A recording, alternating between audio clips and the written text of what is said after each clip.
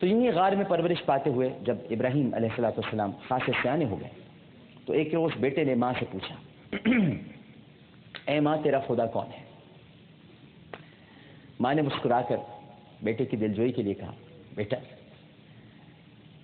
تیرا جو چچا ہے وہ تو کہتا ہے کہ میرے خدا یہ بت ہیں، بہرحال میرا خدا تو وہی ہے جو مجھے کھانے کو دیتا ہے۔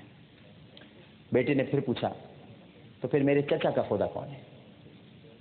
ماں نے بتایا کہ آسمان پر چمکنے والے ستارے ہی تیرے چچا کے خدا ہے۔ بیٹا اب بھی ماں کے جواب سے مطمئن نہ تھا۔ اس نے پوچھا اچھا ماں مجھے یہ بتاؤ کہ ستاروں کا خدا کون ہے؟ ابراہیم علیہ السلام کے اس سوال پر ان کی والدہ بھی لاجواب ہوئی، مگر جب انہوں نے اپنے دیور آزر سے بیٹے کے سوالات کا ذکر کیا تو آزر نے کہا کہ یہی لڑکا ہمارے بادشاہ نمرود کا دشمن ہے جس کے بارے میں نجومیوں نے اسے بتایا تھا۔ حضرت ابراہیم علیہ السلام جب روزانہ اپنی والدہ سے اور آزر سے خدا کے وجود کے بارے میں عجیب و غریب قسم کے سوالات کرنے لگے تب وہ دونوں خاصے پریشان ہو گئے۔ ایک روز آزر نے بیٹے کو دیوتاؤں کی محبت کا شوق دلاتے ہوئے کہا کہ بیٹا، یعنی ظاہر کے بھتیجا بھی تھا، کہ ہماری عید آ رہی ہے، ہمارے دیوتاؤں کے مندر میں ایک عظیم الشان محفل منعقد ہوگی، تو دیوتاؤں کا قرب حاصل کرنے کے لیے سب لوگ اس میں حصہ لیں گے۔ میری دلی تمنا ہے کہ تم بھی اس محفل میں شرکت کرو، اور میرے ابراہیم مجھے یقین ہے کہ جب تم دیوتاؤں کی عظمت دیکھو گے تو تمہیں ہمارا دین بھلا لگے گا اور پھر تم اس پر ایمان لاؤ گے۔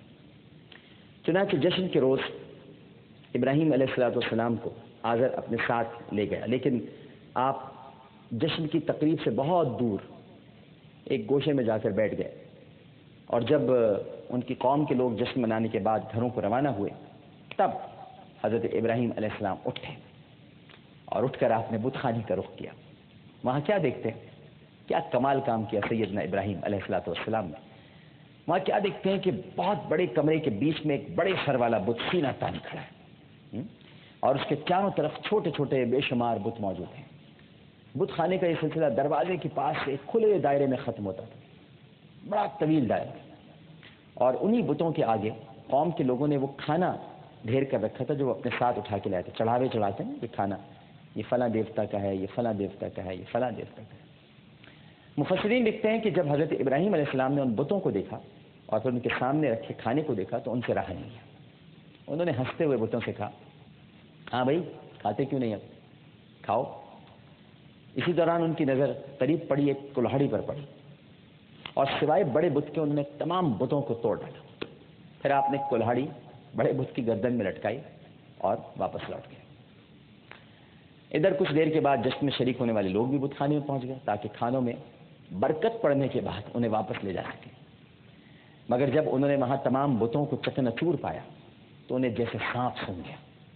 ان لوگوں میں سے ایک شخص کہنے لگا ہم نے سنا ہے کہ ابراہیم نامی ایک نوعمر لڑکے کا ذکر آج کل عام ہو رہا ہے، اس کے بارے میں کہا جاتا ہے کہ ہمارے پتھر کے معبودوں کا دشمن ہے، اور روایات میں آتا ہے کہ یہ شخص شیطان تھا جو ایک بزرگ کا روپ اختیار کر کے آیا تھا تاکہ ابراہیم نام وہاں لیا جا سکے، کیونکہ لوگوں کو نہیں پتا تھا، لیکن وہ جان کر آیا تھا، ابلیس تھا، اور اس نے لفظ ابراہیم کہا تاکہ لوگ ابراہیم کے بارے میں سوال کرنے لگے۔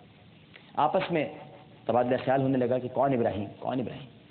اس کے بعد ان لوگوں نے جب پتہ کیا تو معلوم ہوا یہ تو آزر کا بیٹا ہے، کیونکہ تاریخ کا تو انتقال ہو چکا تھا، تو آزر نے یہی ظاہر کیا تھا کہ یہ میرا بیٹا ہے۔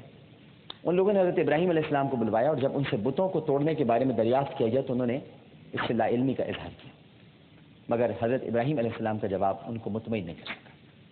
ادھر جب یہ خبر نمرود بادشاہ تک پہنچی تو وہ بھی بہت چھٹ پٹایا، کیونکہ اپنی دانش میں تو وہ اس لڑکے کو پیدا ہوتے ہی قتل کروا چکا تھا جو اس کی سلطنت کے لیے خطرہ بننے والا تھا، مگر بتوں کو توڑنے والے واقعے نے تو اس کے حواس گم کر دی۔ اس نے اپنی رعایا کے بڑے بڑے سرداروں کو بلوایا اور ان سے اس بارے میں مشورہ کیا کہ ہم اپنے معبودوں کے ساتھ گستاخی کرنے والے سے کیا سنیں۔ اب مشورہ ہو رہا ہے ناظرین کرام، قصہ بڑے اہم موڑ پر آ گیا ہے۔ یہ جو آپ موڑ دیکھتے ہیں اس موڑ کا بڑا تعلق ہے حضرت ابراہیم علیہ السلام سے، یعنی اس موڑ کا نہیں، موڑ کا بہت تعلق ہے، اس لیے کہ ایک منزل ایسی آئی تھی جب حضرت ابراہیم علیہ السلام نے اپنے پروردگار سے سوال کیا تھا کہ میرے رب تو مردوں کو کیسے زندہ کرے گا؟ تو اللہ سبحانہ و تعالیٰ نے اپنے پیارے خلیل سے یہ کہا کہ کیا تجھے یقین نہیں ہے؟ آپ نے ارشاد فرمایا یقین تو ہے، اطمینان قلب چاہتا ہوں۔ تو پھر حکم دیا گیا تھا کہ بعض روایات میں آتا ہے کہ کوا تھا، بعض روایات میں آتا ہے کہ مور تھا، بعض روایات میں آتا ہے کہ اور پرندہ تھا، لیکن مور کے بارے میں کافی علماء کا اتفاق ہے کہ اس کو پکڑو، اس کے 4 ٹکڑے کرو، مختلف چٹانوں پہ رکھو۔ ایک طویل واقعہ ہے، یہ بھی آپ کو بتاؤں گا، اس میں آئے گا حضرت ابراہیم کے قصے میں، لہٰذا اس لیے مور آپ کو دکھائی دیتا ہے۔